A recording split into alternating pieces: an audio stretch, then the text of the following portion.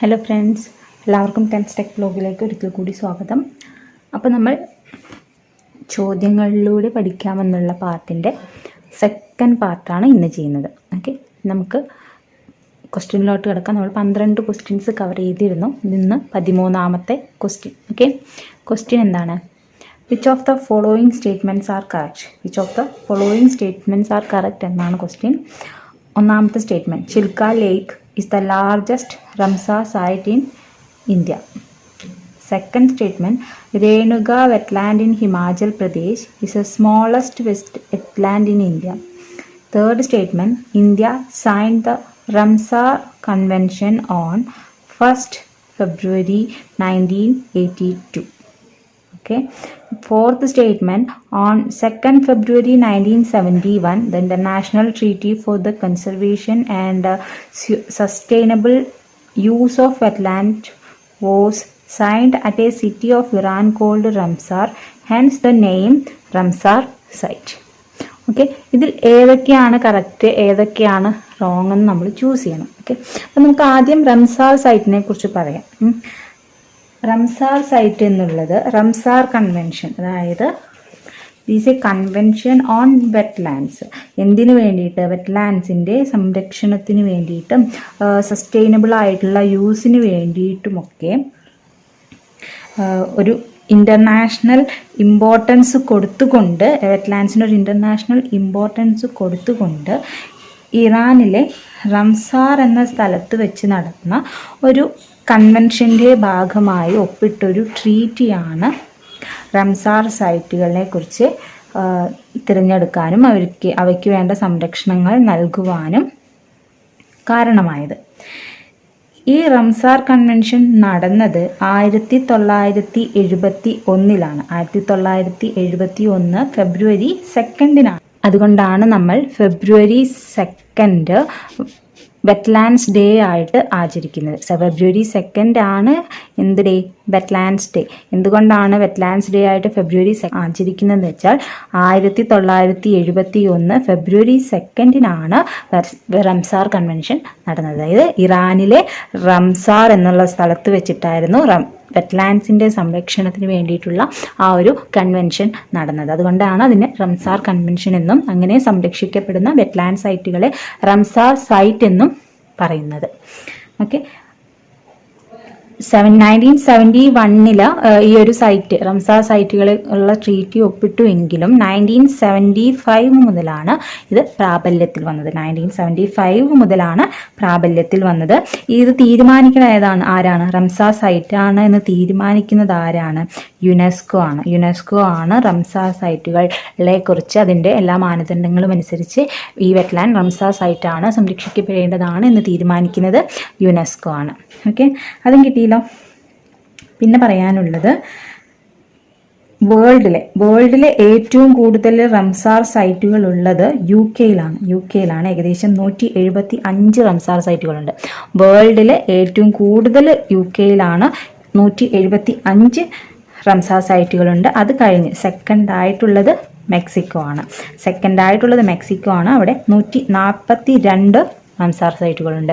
അതിനും കഴിഞ്ഞ് ഇന്ത്യയിലുള്ളത് എത്ര റംസാർ സൈറ്റുകളാണ്? ഇന്ത്യയിൽ ബൈ 2020 വരെ 42 റംസാർ സൈറ്റുകളാണ് ഇന്ത്യയിലുള്ളത്. ഇന്ത്യയിലെ ഏറ്റവും കൂടുതൽ റംസാർ സൈറ്റുകളുള്ളത് യു പിയിലാണ്. ഇന്ത്യയിൽ ഏറ്റവും കൂടുതൽ റംസാർ സൈറ്റുകളുള്ളത് യു പിയിലാണ്, 8 എണ്ണം. ഇന്ന് യു പിയിൽ തന്നെ 8 റംസാർ സൈറ്റുകളുണ്ട്. ഓക്കെ, ഈ 42-ലെ 5 എണ്ണം ആഡ് ചെയ്തത് 2020 2020 5 റംസാർ സൈറ്റുകൾ ആഡ് ചെയ്തത്. അതിൽ ഇന്ത്യയിലെ ഏറ്റവും ലാസ്റ്റ് ഡിക്ലെയർ ചെയ്ത റംസാർ സൈറ്റാണ്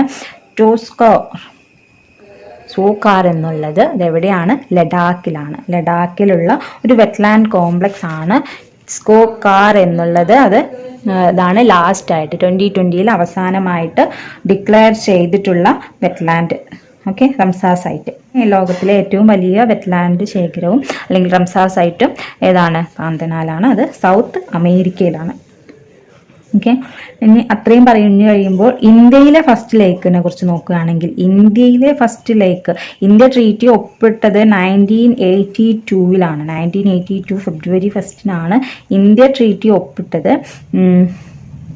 അതിനുശേഷം ഏകദേശം 1981 തന്നെ തിരഞ്ഞെടുത്തിട്ടുള്ള ഒരു വെറ്റ്ലാൻഡ് ആയിരുന്നു. സോ അതായത് റംസാർ സൈറ്റ് ആക്കാൻ വേണ്ടി ആദ്യം തിരഞ്ഞെടുത്തത് ചിൽക്ക ലേക്കിനെയായിരുന്നു. അപ്പൊ ഇന്ത്യയിലെ ഫസ്റ്റ് റംസാർ സൈറ്റ് ആണ് ചിൽക്ക ലേക്ക്. ഏകദേശം അത്യാവശ്യം വലിയൊരു വെറ്റ്ലാൻഡ് സമൂഹം തന്നെയാണ് ചിൽക്ക ലേക്ക്.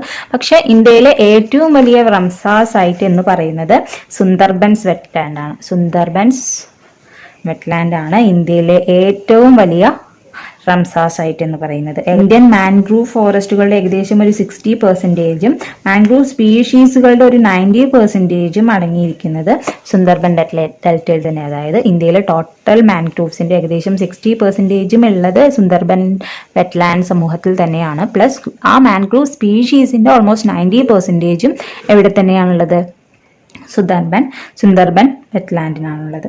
ഓക്കെ, ഇന്ത്യയിലെ ഏറ്റവും വലുതാണ് സുന്ദർബൻസ് എന്ന് പറയുമ്പോൾ ഏറ്റവും ചെറുത് ഒരു 4000 സംതിങ് എത്രയോ സ്ക്വയർ കിലോമീറ്റർ ഏരിയ ആണ് ഈ സുന്ദർബൻസിനുള്ളത്. കറക്റ്റ് അളവ് ഞാൻ സൈറ്റിൽ നിന്ന് എടുത്തിട്ട് പേസ്റ്റ് ചെയ്തിടാം. ഓക്കെ, നിങ്ങൾ നോക്കിക്കോളൂ കേട്ടോ, യൂസ്ഫുൾ ആയിരിക്കും. ആ 42 സൈറ്റ്സിന്റെ ഏരിയയും ലൊക്കേഷനും എല്ലാം.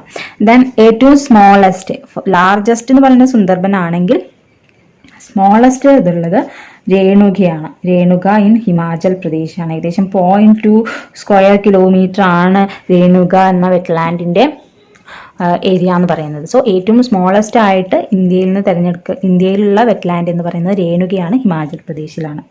ഓക്കെ, പിന്നെ പറയാനുള്ളത് കേരളത്തിലെ വെറ്റ്ലാൻഡ്സിനെ കുറിച്ച് പറയുകയാണെങ്കിൽ, കേരളത്തിലെ 3 വെറ്റ്ലാൻഡ്സുകളാണുള്ളത്. അതായത് റംസാർ സൈറ്റ് ആയിട്ട് തിരഞ്ഞെടുക്കപ്പെട്ട 3 വെറ്റ്ലാൻഡ്സുകളാണ്. അത് ഏതൊക്കെയാണ്? ശാസ്താംകോട്ട, ദെൻ അഷ്ടമുടി, പിന്നെ 3-ാമത്തേത് വേമ്പനാട് കോൾ. അപ്പോൾ കേരളത്തിലായിട്ട് 3 വെറ്റ്ലാൻഡ്സ് ആണ് റംസാർ സൈറ്റ് ആയിട്ട് തിരഞ്ഞെടുത്തിരിക്കുന്നത്. ഏതൊക്കെയാണ്? ശാസ്താംകോട്ട, അഷ്ടമുടി കോൾ ആൻഡ് വേമ്പനാട് കോൾ. ഓക്കെ, ഈ 3 സൈറ്റും തിരഞ്ഞെടുത്തത് ഒരേ ദിവസം തന്നെയാണ്, 19/8/2002. അതായത് 2002 നമുക്ക് ഓർത്ത് വയ്ക്കാം. 2002 തന്നെയാണ് 3 പേരെയും തിരഞ്ഞെടുത്തത്. 19/8 അതായത് ഓഗസ്റ്റ് 19. ഇപ്പോൾ ആ ഡേറ്റുകൾ തമ്മിൽ മൈനസ് ചെയ്താൽ നമുക്ക് മന്ത് കിട്ടും, അങ്ങനെ ആലോചിച്ചാൽ മതി. ഓക്കെ, ആകെ 3 എണ്ണമാണുള്ളത്. അതിൽ 19/8/2002 ഈ 3 റംസാർ സൈറ്റുകളെയും ഈ 3 വെറ്റ്ലാൻഡ്സുകളെയും റംസാർ സൈറ്റായിട്ട് അംഗീകരിച്ചത്. ഓക്കെ, അപ്പൊ ഇത്ര. പിന്നെ ഒരു കാര്യം കൂടി പറയാനുള്ളത്, മാൻമെയ്ഡ് റംസാർ സൈറ്റ് ആയിട്ട് ഉള്ളത് ഒന്നാണ് ഏത്? ഹരിക്കെ വെറ്റ്ലാൻഡ്. സത്ലജ് റിവറിലുള്ള ഹരിക്കെ വെറ്റ്ലാൻഡ്സ് ആണ് മാൻമെയ്ഡ് ആയിട്ടുള്ള ഇന്ത്യയിലെ റംസാർ സൈറ്റ്. എന്താ പേര്? ഹരിക്കെ വെറ്റ്ലാൻഡ് എന്നാണ് പേര്. ഏത് റിവറിലാണ്? സത്ലജ് റിവറിലാണ്. ഓക്കെ, അപ്പൊ ഇത്രയാണ് നമുക്ക് വെറ്റ്ലാൻഡ്സിനെ കുറിച്ച് പറയാനുള്ളത്. നമ്മൾ പറഞ്ഞ പോയിന്റ്സ് എന്തൊക്കെയായിരുന്നു? വെറ്റ്ലാൻഡ്സുകളെ കുറിച്ചുള്ള ട്രീറ്റി വന്നത് 1971 ഫെബ്രുവരി 2 അതുകൊണ്ട് ഫെബ്രുവരി 2 നമ്മൾ വെറ്റ്ലാൻഡ്സ് ഡേ ആയിട്ട് ആചരിക്കുന്നു. 75 പ്രാബല്യത്തിൽ വന്നത്. ഇറാനിലാണ് റംസാർ എന്നുള്ള സൈറ്റ്. യുനെസ്കോ ആണ് റംസാർ സൈറ്റുകളെ നിശ്ചയിക്കുന്നത്. ലോകത്തിലെ ഏറ്റവും കൂടുതൽ വെറ്റ്ലാൻഡ്സ് ഉള്ളത് UK-യിലാണ്, 175 എണ്ണം. പിന്നെ മെക്സിക്കോയിൽ 142 എണ്ണം. ഇന്ത്യയിൽ ടോട്ടൽ 42 റംസാർ സൈറ്റുകളാണ്. 2020 5 എണ്ണം കൂടി ആഡ് ചെയ്തിട്ടുണ്ട്. അതും കൂടിയിട്ടാണ് 42 എണ്ണം. ഏറ്റവും കൂടുതലുള്ളത് UP-യിലാണ് 8 എണ്ണം. ഓക്കെ, ഏറ്റവും അവസാനം തെരഞ്ഞെടുത്ത റംസാർ സൈറ്റാണ് സോക്കാർ, ലഡാക്കിലെയാണ്. ഇന്ത്യ റംസാർ കൺവെൻഷൻ ആ ട്രീറ്റിയിൽ ഒപ്പുവെച്ചത് 1982 ഫെബ്രുവരി 1 ഇന്ത്യയിലെ ഫസ്റ്റ് റംസാർ സൈറ്റ് ആയിട്ട് തെരഞ്ഞെടുത്തത് ചിൽക്ക ലേക്കാണ്. ഇന്ത്യയിലെ ഏറ്റവും വലിയ റംസാർ സൈറ്റ് സുന്ദർബൻ വെറ്റ്ലാൻഡ്സ് ആണ്. ഏകദേശം 4000 സംതിങ് സ്ക്വയർ കിലോമീറ്റർ ഏരിയ ഉള്ള സുന്ദർബൻ വെറ്റ്ലാൻഡ്സ്. അവിടെ തന്നെയാണ് ഇന്ത്യയിലെ ടോട്ടൽ വെറ്റ്ലാൻഡ്സിന്റെ 60%, അതായത് മാൻഗ്രൂവ് ഫോറസ്റ്റിന്റെ 60%, മാൻഗ്രൂവ് സ്പീഷീസിന്റെ 90% ഉള്ളത് ഇന്ത്യയിലെ ഏറ്റവും സ്മോളസ്റ്റ് വെറ്റ്ലാൻഡ് ആണ് രേണുക വെറ്റ്ലാൻഡ്. 0.2 സ്ക്വയർ കിലോമീറ്റർ ആണ്. ഹിമാചൽ പ്രദേശിലാണ്. മാൻമെയ്ഡ് ആയിട്ടുള്ള റംസാർ സൈറ്റ് ആണ് Harike wetland site. Harike wetlands അത് സത്ലജ് റിവറിലാണ്. കേരളത്തിൽ 3 വെറ്റ്ലൈൻഡ് സൈറ്റുകളാണുള്ളത്. കേരളത്തിൽ 3 റംസാർ സൈറ്റുകളാണ് ഉള്ളത്. ശാസ്താംകോട്ട, അഷ്ടമുടി ആൻഡ് വേമ്പനാട് കോൾ. 3ഉം തെരഞ്ഞെടുത്തത് ഒരേ ദിവസമാണ്. 19/8/2002 ഓഗസ്റ്റ് 19. ഓക്കെ, അപ്പൊ ഇത്രയാണ് വെറ്റ്ലാൻഡ്സിനെ കുറിച്ചിട്ടുള്ള ഏകദേശം ഒരു ഐഡിയ എന്നുള്ളത്. സോ നമുക്ക് ഈ ക്വസ്റ്റ്യൻ ആൻസർ ചെയ്യാൻ നോക്കാം. ഓക്കെ, അപ്പോൾ ഫസ്റ്റ് സ്റ്റേറ്റ്മെന്റ് എന്തായിരുന്നു? Chilika lake is the largest Ramsar site in India ആണോ? അല്ല, നമ്മൾ പറഞ്ഞു സുന്ദർബൻസ് ആണ് ലാർജസ്റ്റ് റാംസാർ സൈറ്റ് എന്ന്. അപ്പോൾ ആ സ്റ്റേറ്റ്മെന്റ് തെറ്റാണ്. രണ്ടാമത്തെ സ്റ്റേറ്റ്മെന്റ് എന്താണ്? Renuka wetland in Himachal Pradesh is the smallest wetland in India. ശരിയാണോ? ശരിയാണ്. അപ്പോൾ ആ സ്റ്റേറ്റ്മെന്റ് ശരിയാണ്. മൂന്നാമത്തെ, India sign the Ramsar convention on 1 February 1982. അതും ശരിയാണോ? ശരിയാണോ, നമ്മൾ പറഞ്ഞ കാര്യമാണ്. On February 2nd, 1971, the International Treaty for the Conservation and Sustainable Use of Wetlands was signed at a city of Iran called Ramsar, hence the name Ramsar site. ആ സ്റ്റേറ്റ്മെന്റും ശരിയാണോ? അപ്പോൾ ആ സ്റ്റേറ്റ്മെന്റും ശരിയാണ്. അപ്പോൾ ഈ 3 സ്റ്റേറ്റ്മെന്റ് 2, 3, 4 എന്നുള്ള സ്റ്റേറ്റ്മെന്റ്സ് ശരിയാണ്. പക്ഷെ അങ്ങനെ ഒരു ഓപ്ഷൻ നമ്മുടെ ഇതിൽ കൊടുത്തിട്ടില്ല. അതായത് PSC ബുള്ളറ്റിനനുസരിച്ച് ഇതിന്റെ ആൻസർ ആയിട്ട് 13ാമത്തെ ക്വസ്റ്റ്യന്റെ ആൻസർ ആയിട്ട് കൊടുത്തിരിക്കുന്നത് A ഓപ്ഷനാണ്. 1, 2, 3 and 4 ആ റൈറ്റ് എന്നുള്ളതാണ്. പക്ഷെ അത് ചിൽക്ക ലേക്ക് അല്ല largest Ramsar site of India. അതുകൊണ്ട് തന്നെ നമുക്കത് ഇതിലും ഈ ഒരു ഓപ്ഷൻ ശരിയാണെന്ന് പറയില്ല. മേ ബി ഒരു പക്ഷേ കുറച്ച് ഓൾഡ് ക്വസ്റ്റ്യൻ ആയിരിക്കാം. കാരണം ചിൽക്ക ലേക്ക് ഒരു റംസാർ സൈറ്റ് ആയിട്ട് തിരഞ്ഞെടുത്തത് 1981 and Sundarban wetlands Ramsar site ആക്കിയത് റീസെൻ്റ് ആണ്. 2019 ജാനുവരി 30ക്കാണ്. സോ ആ ഒരു ഡിഫറൻസ് കൊണ്ടായിരിക്കാം ആ ഓപ്ഷൻ ക്വസ്റ്റ്യനിൽ ഇല്ലാത്തത്. ഓക്കെ, അതുകൊണ്ട് നമുക്ക് ഇതിൽ കറക്റ്റ് ആയിട്ടുള്ള ഓപ്ഷൻ ഇല്ല. 2, 3 and 4 എന്നുള്ളത് ശരിയാണ്. 4 ഓപ്ഷനും ശരിയാണ്. Okay, next question, identify the statements Ramsar. ഇതിനായിട്ടുള്ള ചെയ്തിട്ടുള്ള നെക്സ്റ്റ് ക്വസ്റ്റ്യനും Ramsar convention came into force on 1975 ആണല്ലോ നമ്മൾ പറഞ്ഞതാണ്. അതെ. രണ്ടാമത്തെ, in Kerala Ashtamudi wetland, Sasthamkotta lake, Vembanad Kol wetland were included in the list of Ramsar site. ശരിയാണല്ലോ. എന്നാണ് ഇൻക്ലൂഡഡ് ചെയ്തത്? 19/8/2002. 3ഉം ഒരേ ദിവസമാണ്. നമ്മൾ അതും പറഞ്ഞു. അപ്പോൾ ആ സ്റ്റേറ്റ്മെന്റും ശരിയാണ്. മൂന്നാമത്തെ, February 2nd is celebrated as International Wetlands Day. February 2nd ആണ് ഇന്റർനാഷണൽ വെറ്റ്ലാൻഡ്സ് ഡേ ആയിട്ട് സെലിബ്രേറ്റ് ചെയ്യുന്നത് എന്ന് പറഞ്ഞു. അതും ശരിയാണ്. ഓക്കെ, നെക്സ്റ്റ് സ്റ്റേറ്റ്മെന്റ് എന്താണ്? The Cobourg Peninsula in Australia was declared as the first Ramsar site in the world in 1974. എന്താണ്? The Cobourg Peninsula in Australia was declared as the Ramsar site in the world. First Ramsar site ആയിട്ട് തെരഞ്ഞെടുത്തത് 1974 May 8 Cobourg peninsula in Australia. ആ സ്റ്റേറ്റ്മെന്റും ശരിയാണ്. Okay, അപ്പോൾ എന്തൊക്കെ പറഞ്ഞു?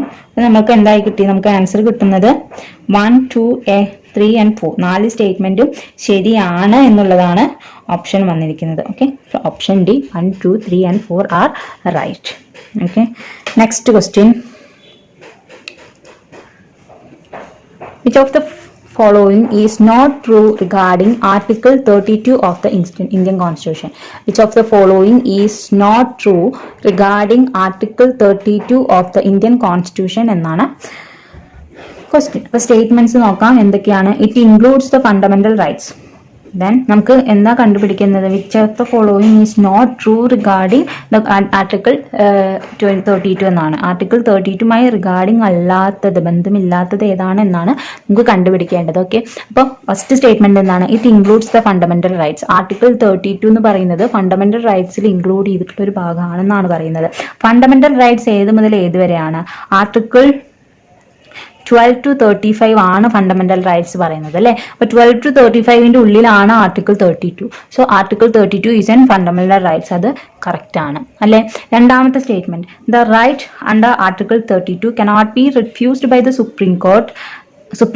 The right under Article 32 cannot be refused by the Supreme Court എന്നാണ് second statement പറയുന്നത്. ആർട്ടിക്കിൾ 32 എന്താ പറയുന്നത്? Right to constitutional remedies. Right to constitutional remedies ആണ് ആർട്ടിക്കിൾ 32 എന്ന് പറയുന്നത്. ആ right cannot be refused by the supreme Court എന്നാണ് പറയുന്നത്. ശരിയാണല്ലോ? അതെ, റൈറ്റ് ടു കോൺസ്റ്റിറ്റ്യൂഷണൽ റെമഡി എന്നുള്ളത് നമ്മുടെ ഒരു ഫണ്ടമെന്റൽ റൈറ്റ് ആണ്. So it cannot be refused by the supreme court. അപ്പൊ അതും ശരിയാണ്. മൂന്നാമത്തെ statement, it has jurisdiction all over India and empowers supreme court to issue writs pan in India. It has jurisdiction all over India and empowers supreme court to issue writs pan in India. അല്ലെ, fundamental റൈറ്റ്സിനെ എന്തെങ്കിലും violation വരികയാണെങ്കിൽ supreme കോർട്ടിന് ഈ writ പുറപ്പെടുവിക്കാനുള്ള അധികാരമുണ്ട്. അല്ലെ, so അപ്പൊ ആ സ്റ്റേറ്റ്മെന്റും കറക്റ്റ് ആണ്. It has jurisdiction all over the India and empower supreme court to issue writs pan in India. അതും ശരിയാണ്. ഓക്കെ, നാലാമത്തെ സ്റ്റേറ്റ്മെന്റ് എന്താ? The rights of an individual cannot be suspended during the emergency under Article 32. എന്താ പറയുന്നത്? The rights of an individual cannot be suspended during emergency under Article 32. Article 32 അനുസരിച്ച് emergency ടൈമിലും ഇൻഡിവിജ്വൽസിന്റെ rights suspend ചെയ്യാൻ പറ്റില്ല എന്നുള്ളതാണ് പറയുന്നത്. പക്ഷെ അങ്ങനെയാണോ? അല്ല. എമർജൻസി ടൈമിലെ ഫണ്ടമെന്റൽ റൈറ്റ്സ് ആയിട്ടുള്ള ആർട്ടിക്കിൾ 20യും ആൻഡ് ആർട്ടിക്കിൾ 21 സസ്പെൻഡ് ചെയ്യാൻ പാടില്ല. ബാക്കി എല്ലാ റൈറ്റ്സുകളും ക്യാൻ സസ്പെൻഡ് എന്നാണ് സുപ്രീം കോർട്ട് പറഞ്ഞിട്ടുള്ളത്. അതായത് എന്താ പറയുന്നത്? 44th അമെൻമെന്റ് അനുസരിച്ച് article 20 and 21 even could not be suspended even in case of emergency എന്നൊരു പ്രൊവിഷൻ ഭരണഘടന തന്നെ പറയുന്നുണ്ട്. ആ ഒരു പ്രൊവിഷൻ പറയുന്ന ഭരണഘടന ആർട്ടിക്കിൾ ആണ് ആർട്ടിക്കിൾ 359 എന്നുള്ളത്. സോ ആർട്ടിക്കിൾ 20 എന്താണ് പറയുന്നത്? ആർട്ടിക്കിൾ 20 അനുസരിച്ച് protection in respect of conviction of offences. Article 20 എന്ന് പറയുന്നത് no shall be convicted of any offence except for violation of law in ഫോം എന്നാണ് പറയുന്നത്. അപ്പോൾ 3 ക്ലോസസ് ഉള്ള ആർട്ടിക്കിൾ 20 ആണ് protection in respect of conviction of offences ആണ് പറയുന്നത്. ആർട്ടിക്കിൾ 21 എന്താണ് പറയുന്നത്? ആർട്ടിക്കിൾ 21 അനുസരിച്ച് protection of life and personal liberty. Article 21 എന്നുള്ളത് protection of life and personal liberty ആണ്. അപ്പോൾ ഈ 2 ആർട്ടിക്കിൾസ് എമർജൻസി ടൈമിലും സസ്പെൻഡ് ചെയ്യാനുള്ള അധികാരം ആർക്കും ഇല്ല. ഓക്കെ, അപ്പോൾ ആർട്ടിക്കിൾ 21 ആണ് ഇന്ത്യയുടെ ഹേർട്ട് ഓഫ് ഇന്ത്യൻ കോൺസ്റ്റിറ്റ്യൂഷൻ എന്നറിയപ്പെടുന്നത്.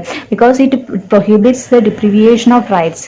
Article 21 is known as the heart of Indian Constitution because it prohibits the deprivation of rights. അപ്പോൾ heart of the Constitution എന്നറിയപ്പെടുന്ന ആർട്ടിക്കിൾ ആണ് article 21 because it prohibits the deprivation of rights എന്നുള്ളത് കൊണ്ട് തന്നെ.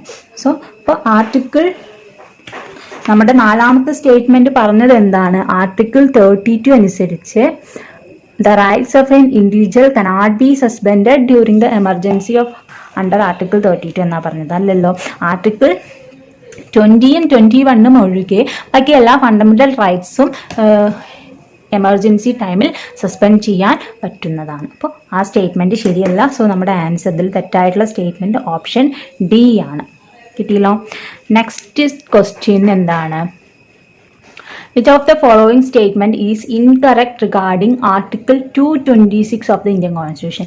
താഴെ പറയുന്നവയിൽ article 226 എന്തെല്ലാമാണ് തെറ്റായിട്ടുള്ള സ്റ്റേറ്റ്മെന്റ്സ് എന്നാണ് നമ്മൾ കണ്ടുപിടിക്കേണ്ടത്. ആർട്ടിക്കിൾ 226 എന്തിനെ കുറിച്ച് പറയുന്നതാണ്? ഹൈക്കോർട്ടിനെ റിട്ട് പുറപ്പെടുപ്പിക്കാനുള്ള ആ ഒരു റൈറ്റ്സിനെ കുറിച്ച് പറയുന്നതാണ് അല്ലെ. അപ്പൊ നമുക്ക് സ്റ്റേറ്റ്മെന്റ്സ് നോക്കാം. It includes constitutional rights എന്നാണ് ഫസ്റ്റ് സ്റ്റേറ്റ്മെന്റ് പറയുന്നത്. ആക്ച്വലി നമുക്കറിയാം ആർട്ടിക്കിൾ 32 എന്നുള്ളത് ഒരു ഫണ്ടമെന്റൽ റൈറ്റ് ആണ് അല്ലെ. ആർട്ടിക്കിൾ 32 ഒരു ഫണ്ടമെന്റൽ റൈറ്റ് ആണ്. ഞാൻ മുമ്പ് വായിച്ച് നോട്ട് എഴുതി വെച്ചാണ്. സോ ഇനിയിപ്പോൾ അങ്ങനെ കാണിക്കാമെന്ന് വിചാരിക്കുന്നതുകൊണ്ടാണ് കേട്ടോ ഇങ്ങനെ തന്നെ കാണിക്കുന്നത്. സോ നമുക്കറിയാം ആർട്ടിക്കിൾ 32 എന്നുള്ളത് ഒരു ഫണ്ടമെന്റൽ റൈറ്റ് ആണ്. നമ്മൾ പഠിക്കുന്ന ആർട്ടിക്കിൾ 226 എന്നുള്ളത് ഒരു കോൺസ്റ്റിറ്റ്യൂഷണൽ റൈറ്റ് ആണ്. അതൊരു കോൺസ്റ്റിറ്റ്യൂഷണൽ റൈറ്റ് ആണ്. Because it empowers the High Court to issue a direction, order and writs for the enforcement of fundamental rights and other legal rights. Fundamental rights മറ്റ് legal റൈറ്റ്സിനും വേണ്ടിയിട്ട് റിറ്റ്സും ഓർഡറും ഒക്കെ പുറപ്പെടുവിപ്പിക്കാൻ ഹൈക്കോർട്ടിനെ empower ചെയ്യുന്ന ഒരു constitutional right ആണ് 226 എന്ന് പറയുന്നത്. ആർട്ടിക്കിൾ 32 എന്നുള്ളത് ഒരു ഫണ്ടമെന്റൽ റൈറ്റ് ആണെങ്കിൽ ആർട്ടിക്കിൾ 226 ഒരു കോൺസ്റ്റിറ്റ്യൂഷണൽ റൈറ്റ്സ് ആണ്. ഓക്കെ, അപ്പോൾ നമ്മുടെ ഫസ്റ്റ് സ്റ്റേറ്റ്മെന്റ് എന്താണ് പറയുന്നത്? It includes constitutional rights. It includes constitutional rights എന്ന് പറയുന്നു. അപ്പം അത് ശരിയാണോ? അപ്പം അത് ശരിയാണ്. രണ്ടാമത്തെ സ്റ്റേറ്റ്മെന്റ് എന്താണ്? It has jurisdiction in the concerned state only. ആണല്ലോ, ഹൈക്കോർട്ടിനാണ് അത് പുറപ്പെടുപ്പിക്കാനുള്ള അധികാരമുള്ളത് അല്ലേ? അപ്പോൾ it has jurisdiction in the concerned state only. അപ്പം അതും ശരിയാണ്. മൂന്നാമത്തെ സ്റ്റേറ്റ്മെന്റ് എന്താണ്? It is applicable in case of fundamental rights only. It is applicable in case of fundamental rights only എന്നാണ് പറഞ്ഞിരിക്കുന്നത്. അപ്പൊ അത് നമ്മൾ കുറച്ച് നേരത്തെ പറഞ്ഞുള്ളൂ. നമ്മൾ എന്ത് പറഞ്ഞു? Fundamental rights. എന്താണ് പറഞ്ഞത്? ഫണ്ടമെന്റൽ റൈറ്റ്സ് അതർ ലീഗൽ റൈറ്റ്സിനും എന്തെങ്കിലും വേണ്ടിയിട്ട് ഹൈക്കോർട്ടിനെ റിറ്റ്സ് എൻഫോഴ്സ് ചെയ്യുക അല്ലെങ്കിൽ എംപവർ ചെയ്യാനുള്ള കഴിവ് ആർട്ടിക്കിൾ 226 വെച്ചിട്ട് ആ ഒരു പവർ ഹൈക്കോർട്ടിന് കൊടുക്കുന്നുണ്ട് എന്നാണ് അല്ലേ? അപ്പോൾ ഓപ്ഷൻ സി എന്താണ്? തെറ്റാണ്. ഫണ്ടമെന്റൽ റൈറ്റ്സിന് മാത്രമല്ല അതർ ലീഗൽ റൈറ്റ്സിന് കൂടി അപ്ലിക്കബിൾ ആണ് ആർട്ടിക്കിൾ 226 എന്നുള്ളത്. സോ ആ സ്റ്റേറ്റ്മെന്റ് തെറ്റാണ്. നാലാമത്തെ statement, the writs under article 226 are under the discretion of high courts. അതും ശരിയല്ലേ? അതും ശരിയാണ്. അപ്പോൾ ഇതിൽ തെറ്റായിട്ടുള്ള ഓപ്ഷൻ ഏതാണ്? Option C. It is applicable in the case of fundamental rights only. No, it is also applicable in the case of legal rights too. അതാണ്, അതുകൊണ്ടാണ് ഓപ്ഷൻ തെറ്റായത്. ഓക്കെ, അപ്പോൾ അടുത്ത ക്വസ്റ്റ്യൻ 17ാമത്തെ ക്വസ്റ്റ്യൻ ആണ്. Which statements are true regarding the statue of peace? Statue of പീസിനെ കുറിച്ച് പറയുമ്പോൾ ശരിയായിട്ടുള്ള സ്റ്റേറ്റ്മെന്റ്സ് ഏതാണ് എന്നാണ് ക്വസ്റ്റ്യൻ പറയുന്നത്. നമുക്ക് ആദ്യം എന്താണ് സ്റ്റാച്യു ഓഫ് പീസ് എന്നുള്ളത് നോക്കാം. സ്റ്റാച്യു ഓഫ് യൂണിറ്റി നമുക്കറിയാം അല്ലേ? സ്റ്റാച്യു ഓഫ് യൂണിറ്റി ഗുജറാത്തിലെ നർമ്മദ നദീതീരത്ത് 182 മീറ്റർ ഉയരമുള്ള വേൾഡിലെ തന്നെ ഏറ്റവും വലിയ സ്റ്റാച്യു ആണ്. ഇന്ത്യയുടെ ഫസ്റ്റ് ഡെപ്യൂട്ടി പ്രൈം മിനിസ്റ്ററും ഫസ്റ്റ് ഹോം മിനിസ്റ്ററും ഒക്കെ ആയിട്ടുള്ള സർദാർ വല്ലഭായ് പട്ടേലിൻ്റെയാണ് സ്റ്റാച്യു. നമ്മളിപ്പോൾ പറയുന്നത് statue of peace. Statue of peace രാജസ്ഥാനിലാണ്. 151 ഇഞ്ചാണ് അതിൻ്റെ ഹൈറ്റ്.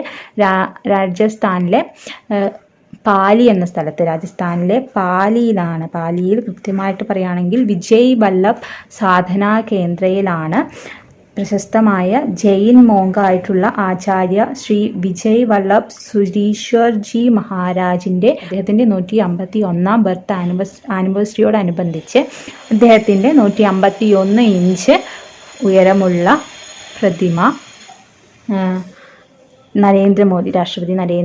പ്രധാനമന്ത്രി നരേന്ദ്രമോദി 2020 നവംബർ 17 രാജ്യത്തിന് സമർപ്പിച്ചത്. സോ 8 മെറ്റൽസിൻ്റെ ഒരു കോമ്പിനേഷൻ ആയിട്ടാണ് ആ ഒരു സ്റ്റാച്യു പണിതിരിക്കുന്നത്. പ്ലസ് കോപ്പറാണ് അതിലെ മെയിൻ ഇൻഗ്രീഡിയൻ്റ്. അതൊക്കെ ആ സ്റ്റാച്യുവിൻ്റെ പ്രത്യേകതകളാണ്. അപ്പോൾ നമുക്കിനി ക്വസ്റ്റ്യനിലെ സ്റ്റേറ്റ്മെൻറ്റ്സ് നോക്കാം. First statement, it is A 151-inch tall statue and made up of ashtadhatu, 8 metals with copper being the major constituent. നമ്മൾ പറഞ്ഞ സ്റ്റേറ്റ്മെൻ്റ് ആണ് അതല്ലേ? അപ്പം ആ ഫസ്റ്റ് സ്റ്റേറ്റ്മെൻറ്റ് ശരിയാണ്. രണ്ടാമത്തെ statement, it is installed at Vijay Vallabh Sadhana Kendra Jatpura in Rajasthan പാലി. അതും സ്റ്റേറ്റ്മെൻറ്റും ശരിയാണല്ലേ? അപ്പം നമ്മളോട് ചോദിച്ചിരിക്കുന്നത് which statements are true regarding the statue of peace എന്നുള്ളതാണ്. അപ്പോൾ 2 സ്റ്റേറ്റ്മെൻറ്റും കറക്റ്റ് ആണ്. So answer is option C, both 1 and 2. Okay, next question. Identify the wrongly matched pair regarding natural disasters in India. Identify the wrongly matched pair regarding the natural disasters in India എന്നുള്ളതാണ് question. First statement ഏതാണ്? Indian ocean tsunami 2004. Indian ocean tsunami 2004 എന്നാണ് നടന്നത്? December 26 2004 Indian ഓഷ്യനിൽ തമിഴ്നാട്ടിലൊക്കെ ഒരുപാട് നാശനഷ്ടങ്ങൾ വരുത്തിയ ആയിരക്കണക്കിന് ആളുകളൊക്കെ മരണപ്പെട്ട ആ ഒരു സുനാമി ഉണ്ടായതല്ലേ. സോ ആ സ്റ്റേറ്റ്മെൻറ്റ് കറക്റ്റാണ്. രണ്ടാമത്തേത് ഗുജറാത്ത് എർത്ത് കേക്ക് 2001. ഗുജറാത്തിലെ എർത്ത് കേക്ക് ഉണ്ടായതും 2001 2001 ജാനുവരി 26 റിപ്പബ്ലിക് ഡേയുടെ അന്നാണ് ഗുജറാത്തിലെ 2001 വലിയ ഒരു ഭൂകമ്പം ഉണ്ടായത്. സോ ആ സ്റ്റേറ്റ്മെൻറ്റും ശരിയാണ്. Third one, the great Bengal famine in 1870. ബംഗാളിലെ ആ ഒരു ഗ്രേറ്റ് ഫാമിൻ ഉണ്ടായത് 1870 1943 എന്നാണ്. 1943 1949 ദ ബംഗാൾ ഫാമിൻ ഉണ്ടായത്. ഏകദേശം അന്നത്തെ ബംഗാളിൽ ഏകദേശം 60.3 മില്യൺ ആൾക്കാരുണ്ടായിരുന്നു. അതിൽ 2.1 മില്യൺ ആൾക്കാർ വരെ സ്റ്റാർവേഷനും മലേറിയ തുടങ്ങിയ മറ്റ് അസുഖങ്ങളും ഒക്കെ ബാധിച്ച് മരണപ്പെട്ടു. അപ്പോൾ അത്രയും വലിയൊരു ഗ്രേറ്റ് ഫാമിൻ തന്നെയായിരുന്നു അത്. സോ ഓപ്ഷൻ സി കറക്റ്റ് അല്ല അല്ലേ, കാരണം ബംഗാൾ ഫാമിൻ ഉണ്ടായത് 1943. അടുത്ത ഓപ്ഷൻ ഡി എന്താണ്? Super cyclone Odisha 1999. Super cyclone ഒഡീഷയിൽ സൂപ്പർ സൈക്ലോൺ ഉണ്ടായത് 1999 തന്നെയാണ്. ഏകദേശം ഒക്ടോബർ 29 അത് ഏറ്റവും കൂടുതൽ ശക്തി പ്രാപിച്ചത്. ആ ഒരു പീരീഡ് എന്ന് പറയുന്നത് ഒരു ഒക്ടോബർ 25 മുതൽ നവംബർ 3 വരെ ആ ഒരു 1 വീക്ക് അല്ലെങ്കിൽ ആ ഒരു 10 ദിവസം 1 വീക്ക് വലിയ സൈക്ലോൺസും റെയിൻ സ്റ്റോംസും ഒക്കെ ഉണ്ടായിരുന്നു. ഓക്കെ, അപ്പോൾ നമുക്കെല്ലാം എല്ലാ നാച്ചുറൽ ഡിസാസ്റ്റേഴ്സിൻ്റെയും ഡേറ്റ് ഒന്നും കൂടി നോക്കാം. First Indian ocean tsunami 2004 December 26. ഞാൻ 24 എന്നാണ് എഴുതിയിരുന്നത്, 26 കേട്ടോ, ക്രിസ്മസ് കഴിഞ്ഞ് പിറ്റേ ദിവസം. ദെൻ ഗുജറാത്തിൽ എർത്ത് ക്വേക്ക് ഉണ്ടായത് 2001 ജാനുവരി 26 റിപ്പബ്ലിക് ഡേയുടെ അന്ന്. ദെൻ ദ ബംഗാൾ ഫാമിൻ ഉണ്ടായത് 1943 and super cyclone in Odisha വന്നത് 1999 ഒക്ടോബർ 29 ഏറ്റവും കൂടുതലായിട്ട് ഹിറ്റ് ചെയ്തത്. പക്ഷേ ഒക്ടോബർ 25 ടു നവംബർ 3 വരെ ആ ഒരു സൈക്ലോൺസിൻ്റെ എഫക്റ്റുകളും നല്ല റെയിനും ഒക്കെ ഉണ്ടായിരുന്നു. Okay, next question. Identify the wrongly matched pair ആണ്. First one, the public liability insurance act 1991. Public liability insurance act 1991 എന്നുള്ളത് ശരിയാണ്. കാരണം പബ്ലിക് ലയബിലിറ്റി ഇൻഷുറൻസ് ആക്ട് വന്നത് 1991 തന്നെയാണ്. ഈ ഒരു ആക്ട് റിലേറ്റ് ചെയ്തിട്ടുള്ള അസോസിയേറ്റഡ് ടു ഓൾ ഓണേഴ്സ് ആണ്. അതായത് associated with production or handling of any hazardous chemicals to provide relief to victims, persons other than the workmen affected by accidents occurring during handling the hazardous chemicals. അപ്പോൾ അതിന് വേണ്ടി വന്നിട്ടുള്ള ആക്റ്റാണ് 1991 public liability insurance act എന്നുള്ളത്. അപ്പോൾ ആ ഒരു statement ശരിയാണ്. രണ്ടാമത്തെ സ്റ്റേറ്റ്മെൻറ്റ് എന്തായിരുന്നു? രണ്ടാമത്തെ സ്റ്റേറ്റ്മെൻറ്റ് പറഞ്ഞത് Manufacture, Storage and Import of Hazard Chemicals Rules MSIHC Manufacture, Storage and Import of Hazardous Chemicals Rules 1989 ആണെന്നാണ് പറയുന്നത്. അതും കറക്റ്റ് ആയിട്ടുള്ള സ്റ്റേറ്റ്മെൻറ്റ് തന്നെയാണ്. MSIHC എന്നുള്ള റൂള് വന്നത് 1989 തന്നെയാണ്. It regulates the manufacturing, storage and import of Hazard chemicals in India. അതിനുവേണ്ടി കൊണ്ടുവന്നിട്ടുള്ള ഒരു നിയമമാണ്. അതിനുവേണ്ടി വന്നിട്ടുള്ള കുറേ റൂൾസാണ് MSIHC എന്ന് പറയുന്നത്. മാനുഫാക്ചറും സ്റ്റോറേജും ഇമ്പോർട്ടും ഒക്കെ ഹസാർഡസ് കെമിക്കൽസിൻ്റെ എല്ലാ കാര്യങ്ങളിലും ഫോളോ ചെയ്യേണ്ട കുറച്ച് റൂൾസൊക്കെ പറഞ്ഞിട്ടുള്ളതാണ്. 1989 വന്നിട്ടുള്ള റൂളാണ് MSIHC എന്നുള്ള റൂള്. അതിന് 2 പ്രാവശ്യം അമെൻമെൻറ്റ് വന്നിട്ടുണ്ട്. 1994 2004 ഈ റൂൾസിന് കുറച്ച് അമെൻമെൻറ്റ്സ് ഒക്കെ വന്നിട്ടുണ്ട്. അതിൽ പ്രധാനപ്പെട്ട ഒരു കാര്യം പറയുന്നതാണ് it require the occupier to disclose the necessary information to public in the neighbourhood. അതായത് ആ സ്റ്റോറേജ് ഇരിക്കുന്നത് അല്ലെങ്കിൽ മാനുഫാക്ചറിങ് ചെയ്യുന്ന ഹസാർഡസ് കെമിക്കൽസ് സ്റ്റോർ ചെയ്തിട്ട് അല്ലെങ്കിൽ മാനുഫാക്ചറിങ് ചെയ്യുന്ന സ്ഥലത്തിലെ നൈബേഴ്സിനോട് നെസസറി ആയിട്ടുള്ള ഇൻഫർമേഷൻസ് ഡിസ്ക്ലോസ് ചെയ്യണം എന്നുള്ളത് നിയമപ്രകാരം ഈ റൂള് വഴിയാണ്. ഓക്കെ, അപ്പോൾ രണ്ടാമത്തെ സ്റ്റേറ്റ്മെൻറ്റും കറക്റ്റാണ്. മൂന്നാമത്തെ സ്റ്റേറ്റ്മെൻറ്റ് എന്താണ് പറയുന്നത്? Chemical accidents, emergency planning, preparedness and response. ആ റൂളിൻ്റെ പേരാണ് KEPR, അതായത് CAEPPR, അതായത് chemical accidents. Emergency planning, preparedness and response rule 1996, അതും കറക്റ്റാണ്. നെക്സ്റ്റ് വൺ, നാലാമത്തെ option, the national environment appellate authority act 1986. National environment appellate authority act. ഞാൻ ഈ CAEPPR കുറിച്ച് അധികം പറയാവുന്നത് ഒരേ ഹസാർഡസ് കെമിക്കൽസിനെ കുറിച്ച് പറയുന്ന റൂള് തന്നെയാണത്, അതുകൊണ്ടാണ് കൂടുതൽ പറയാവുന്നത്. ഓക്കെ, അപ്പോൾ അതിന്തും 1996 തന്നെയാണ്. അത് കഴിഞ്ഞിട്ട് വരുന്നതാണ് national environmental appellate authority act 1986. National environmental appellate act 1986 actually, it was on 1997. National environment appellate authority act was on 1997. 1997 ആക്റ്റാണ് national environment appellate authority act എന്ന് പറയുന്നത്. ഈ ഒരു ആക്ട് പ്രകാരം നാഷണൽ എൻവയോൺമെൻറ്റ് അപ്പലേറ്റ്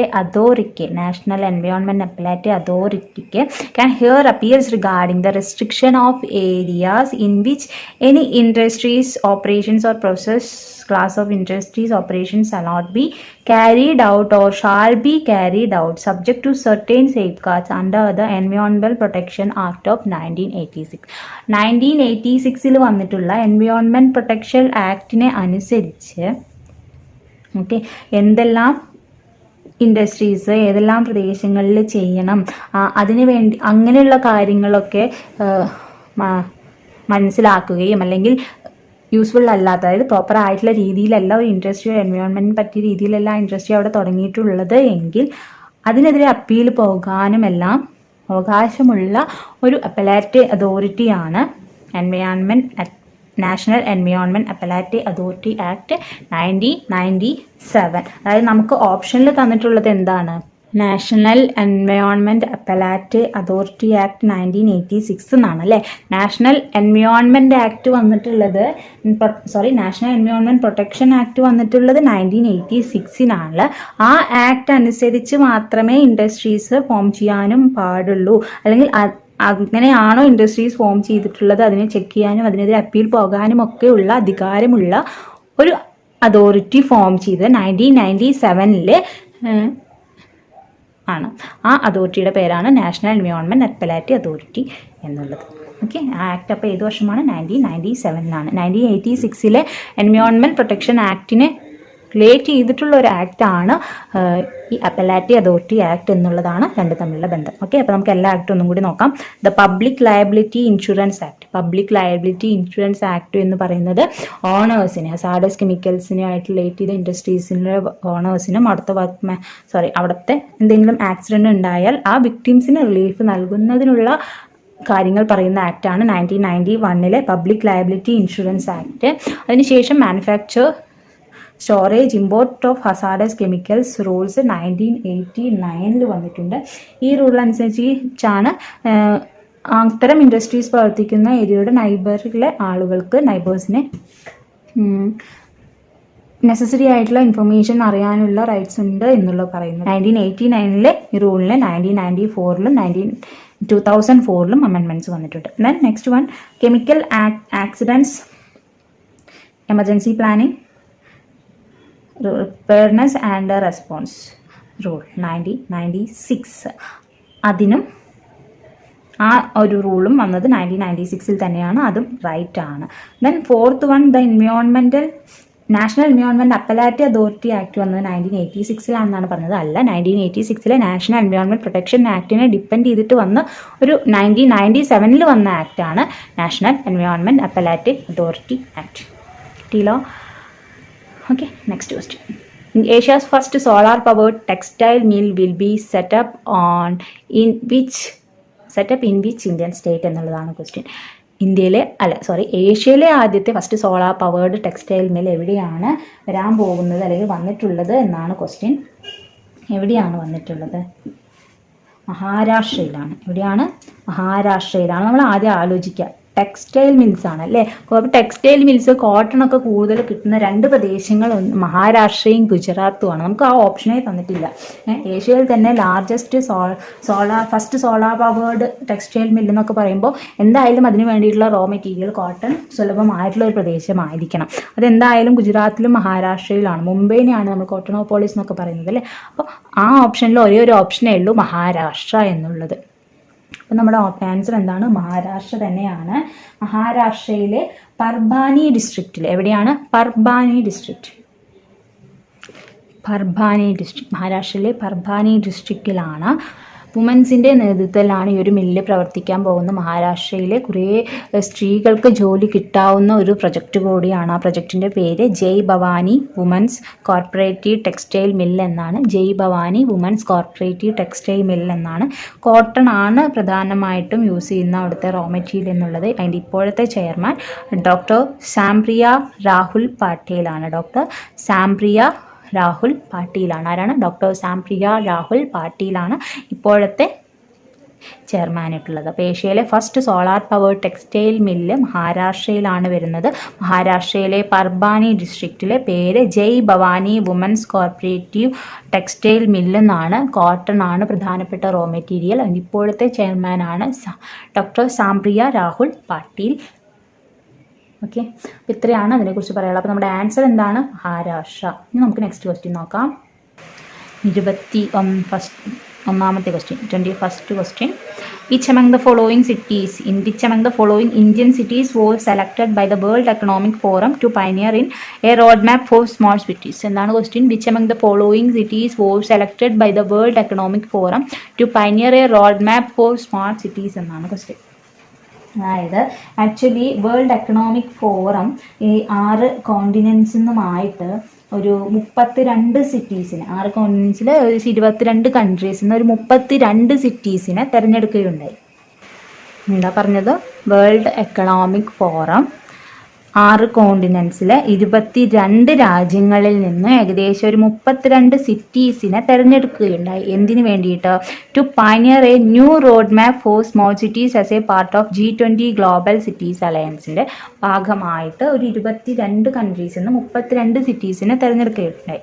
അതിൽ ഇന്ത്യയിൽ നിന്ന് ഏതൊക്കെ സ്റ്റേറ്റ്സ് ആണ് ഉള്ളത് ചോദിച്ചാൽ ഇന്ത്യയിൽ നിന്ന് 4 സ്റ്റേറ്റ്സിനെ തിരഞ്ഞെടുത്തിട്ടുണ്ട്. മധ്യപ്രദേശിലെ ഇൻഡോർ, കർണാടകയിലെ ബാംഗ്ലൂരു, തെലങ്കാനയിലെ ഹൈദരാബാദ്, ഹരിയാനയിലെ ഫരീദാബാദ്. ഈ 4 ഇന്ത്യൻ സിറ്റീസിനെയാണ് വേൾഡ് എക്കണോമിക് ഫോറം തിരഞ്ഞെടുക്കുന്നത്. ഏതൊക്കെയാണ് സിറ്റീസ്? ഇൻഡോർ, ബാംഗ്ലൂരു, ഹൈദരാബാദ് ആൻഡ് ഫരീദാബാദ്. ഫരീദാബാദ് എവിടെയാണ്? Haryana. Indore is in Madhya Pradesh, Bengaluru Karnataka and Hyderabad is in Telangana. Okay, അപ്പം നമ്മുടെ ക്വസ്റ്റ്യൻ എന്തായിരുന്നു?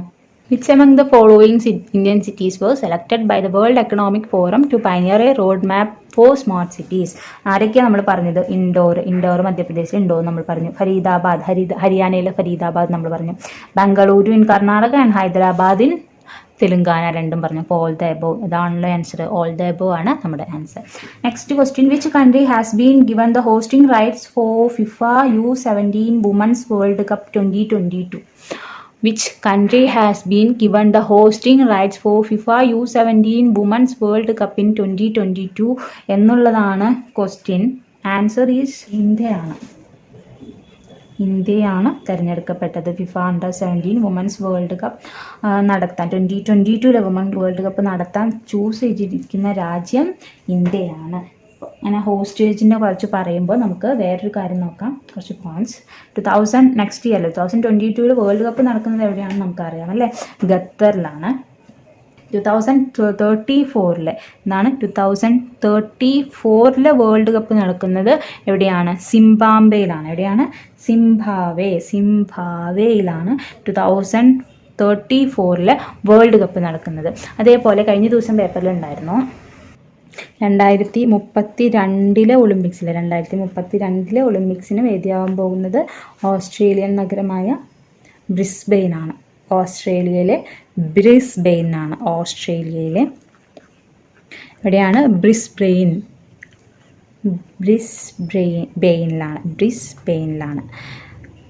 ഓക്കെ, അതാണ് ക്വസ്റ്റ്യൻ. നെക്സ്റ്റ് ക്വസ്റ്റ്യൻ നോക്കാം. 23ാമത്തെ question. Who has been sworn in as the first woman deputy chief minister of Bihar. Who has been sworn in as the first woman deputy chief minister of Bihar. അതായത് 2020 നവംബറിലെ first woman deputy chief minister of Bihar ആയിട്ട് രേണു ദേവി ചുമതലയേൽക്കുകയുണ്ടായി. 2020 നവംബറിലാണ് first woman deputy chief minister ബീഹാറിൽ സ്ഥാനം ഏറ്റത്. അവർ ആരാണ്? രേണു ദേവിയാണ്. Option A Renu ദേവിയാണ്. ഫസ്റ്റ് വുമൺ CM എന്ന് ചോദിക്കുമ്പോൾ ഫസ്റ്റ് വുമൺ CM രാബ്രി ദേവിയാണ്. എന്താണ് പേര്? രാബ്രി ദേവി. നമുക്കറിയാം RJD ഫൗണ്ട് ചെയ്ത ലാലു പ്രസാദ് യാദവിൻ്റെ വൈഫാണ് രാബ്രി ദേവി. അവരായിരുന്നു first woman CM in Bihar. First woman deputy CM ആരാണിപ്പോൾ? രേണു ദേവിയാണ്. ഇപ്പോഴത്തെ ബീഹാറിലെ CM ആരാണ്? ശ്രീ നിതീഷ് കുമാറാണ്. ഇപ്പോഴത്തെ കറണ്ട് CM ആരാണ്? ശ്രീ നിതീഷ് കുമാറാണ്. ഓക്കെ, അപ്പോൾ ഇത്രയും ഫാക്ട്സ് ആണ് ഈ ഒരു ക്വസ്റ്റ്യന് പഠിക്കുന്നത്. നെക്സ്റ്റ് ക്വസ്റ്റ്യൻ നോക്കാം. Identify the wrongly matched pair. Identify the wrongly matched pair ആണ് ക്വസ്റ്റ്യൻ. എന്താണ് ഓരോ പെയറും നോക്കാം നമുക്ക്. ഓർഗനൈസേഷൻ ഓഫ് വില്ലേജ് പഞ്ചായത്ത് എന്താണ്? ആർട്ടിക്കിൾ 40 ആണ് എന്നാണ് പറഞ്ഞിട്ടുള്ളത്. ശരിയാണോ? ശരിയാണ്. ഓർഗനൈസേഷൻ ഓഫ് വില്ലേജ് പഞ്ചായത്ത് പറഞ്ഞിട്ടുള്ളത് ആർട്ടിക്കിൾ 40 പ്രകാരം തന്നെയാണ്. Next one option B uniform civil code പറഞ്ഞിട്ടുള്ളത് ആർട്ടിക്കിൾ 44 പ്രകാരമാണ്. യൂണിഫോം സിവിൽ കോഡ് പറഞ്ഞിട്ടുള്ളത് ആർട്ടിക്കിൾ 44 പ്രകാരമാണ് എന്നാണ് പറയുന്നത്. ശരിയാണോ? അതെ. യൂണിഫോം സിവിൽ കോഡിന് വേണ്ടി ഡോക്ടർ അബ്ദേക്കറാണ് അതിനുവേണ്ടി വാദിച്ചത്. അദ്ദേഹത്തിൻ്റെ പ്രവർത്തന ഫലമായിട്ട് തന്നെയാണ് ആർട്ടിക്കിൾ 44 അനുസരിച്ചിട്ട് യൂണിഫോം സിവിൽ കോഡ് നിലവിൽ വന്നത്. മൂന്നാമത്തെ point promotion of cooperative societies in article 33A ആണ് പറയുന്നത്.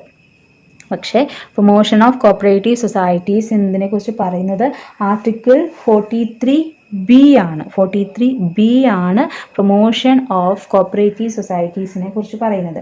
43A പറയുന്നത് secure participation of workers in management of industries എന്നാണ്. അതായത് 1976 42ാം അമെൻമെൻറ്റിലൂടെ കൂട്ടിച്ചേർക്കപ്പെട്ട ഒരു ആർട്ടിക്കിളാണ് ആർട്ടിക്കിൾ 43A. അതിനനുസരിച്ച് participation of workers in management of industries എന്നുള്ളതാണ് ആർട്ടിക്കിൾ 43A പറയുന്നത്. 43B ആണ് പ്രൊമോഷൻ ഓഫ് കോപ്പറേറ്റീവ് സൊസൈറ്റീസ് പറയുന്നത്. സോ ആ ഒരു ഓപ്ഷനാണ് തെറ്റ്. ഓപ്ഷൻ സി ആണ് wrongly matched pair. Option D നമുക്ക് നോക്കാം. Promotion of international peace and security എന്നുള്ളത് ആർട്ടിക്കിൾ 51 തന്നെയാണ്. ആർട്ടിക്കിൾ 51 ആണ് promotion of international peace and security. So നമുക്ക് ഓപ്ഷൻസ് ഒന്നും കൂടി നോക്കാം. Organisation of village panchayat article 40. Article 40. Uniform civil code article 44. Promotion of cooperative societies article 43B. Secure participation of workers in management of industries article 43A. Promotion of international peace and security article 51. Okay, 25ാമത്തെ question. Which of the following statements regarding the gateway of India are correct? Gateway of India കുറിച്ച് പറയുകയാണെങ്കിൽ ഇന്ത്യയിലേക്ക് ആദ്യമായിട്ട് visit ചെയ്ത British മൊണാർച്ചേഴ്സ് ആയിരുന്നു emperor George 5ാമനും അദ്ദേഹത്തിൻ്റെ പത്നി queen മേരിയും. അവർ വന്നത് 1911 ഡിസംബറിലായിരുന്നു. ആ ഒരു സമയത്ത് ഗേറ്റ് വേ ഓഫ് ഇന്ത്യ പണിതിട്ടില്ല. അതിൻ്റെ ഒരു കാർഡ്ബോർഡ് മോഡലോട് കൂടിയാണ് ആ എംപറിനെയും വെൽക്കം ചെയ്തത്. ഓക്കെ, അപ്പോൾ അതിൻ്റെ ഒരു ഓർമ്മയ്ക്കായിട്ടാണ് ഗേറ്റ് വേ ഓഫ് ഇന്ത്യ പണി കഴിപ്പിച്ചത്. ഗേറ്റ് വേ ഓഫ് ഇന്ത്യ പണി കഴിഞ്ഞ് ഏകദേശം 1913 തന്നെ അതിൻ്റെ പണിയൊക്കെ സ്റ്റാർട്ട് ചെയ്തിരുന്നു. 1924 ഡിസംബർ 4 അതിൻ്റെ ഇനാഗ്രേഷൻ നടന്നത്. ഇപ്പോഴത് ഇപ്പോൾ ഗേറ്റ് വേ ഓഫ് ഇന്ത്യ ഉള്ളത് ആർക്കിയോളജിക്കൽ സർവേ ഓഫ് ഇന്ത്യയുടെ കീഴിലാണ്. ഗേറ്റ് വേ ഓഫ് ഇന്ത്യയുടെ ആർക്കിടെക്ട് ജോർജ് വിറ്ററ്റാണ്. ഏകദേശം 85 ഫീറ്റ് 26 മീറ്ററോളം ഹൈറ്റ് ഉണ്ട്. എന്തൊക്കെയാണ് പറഞ്ഞത്? ഇന്ത്യ ഫസ്റ്റ് വിസിറ്റ് ചെയ്ത ബ്രിട്ടീഷ് എംപേഴ്സ് ആയിരുന്ന ജോർജ് അഞ്ചാമൻ്റെയും ഇതിൻ്റെ പത്നി ക്യൂൻ മേരിയുടെയും വിസിറ്റിനെ ഓർമ്മിച്ചുകൊണ്ടാണ് ഈ ഒരു ബിൽഡിംഗ് പണി കഴിപ്പിച്ചിട്ടുള്ളത്. 1924 ഡിസംബർ 4 ഈ ബിൽഡിംഗ് ഇനാഗ്രേറ്റ് ചെയ്തത്. 1911 ഡിസംബറിലാണ് അവർ വന്നത്. 13 പണി സ്റ്റാർട്ട് ചെയ്ത് 1924 ഡിസംബർ 4 ഇനാഗ്രേറ്റ് ചെയ്തു. ഇന്ന് ആർക്കിയോളജിക്കൽ സർവേ ഓഫ് ഇന്ത്യയുടെ അണ്ടറിലാണ്. ജോർജ് വിറ്ററ്റാണ് അതിൻ്റെ ആർക്കിടെക്റ്റ്. 26 മീറ്ററാണ് ഹൈറ്റ്, 85 ഫീറ്റ്. ഓക്കെ, ഇനി നമുക്ക് ഓപ്ഷൻസ് നോക്കാം. എന്തൊക്കെയായിരുന്നു options? First options, it is situated in Mumbai, Maharashtra. ശരിയാണോ? ശരിയാണ്. It was built by the Britishers to celebrate the arrival of George Anjaman and Queen Mary in Delhi. ശരിയാണ്. Right, ശരിയാണ്. Then third one, George Whitted was the chief architect of this monument. ശരിയാണോ? Yes. And the fourth one, it was built from yellow basalt and strong concrete. അതും ശരിയാണ്. Mumbai gateway of India പണിതിരിക്കുന്നത് yellow ബസാൾട്ടും strong കോൺക്രീറ്റും use ചെയ്തിട്ടാണ്. So 4 ഓപ്ഷനും ശരിയാണ്. So option B 1, 2, 3 and 4 അതാണ് നമ്മുടെ ആൻസർ.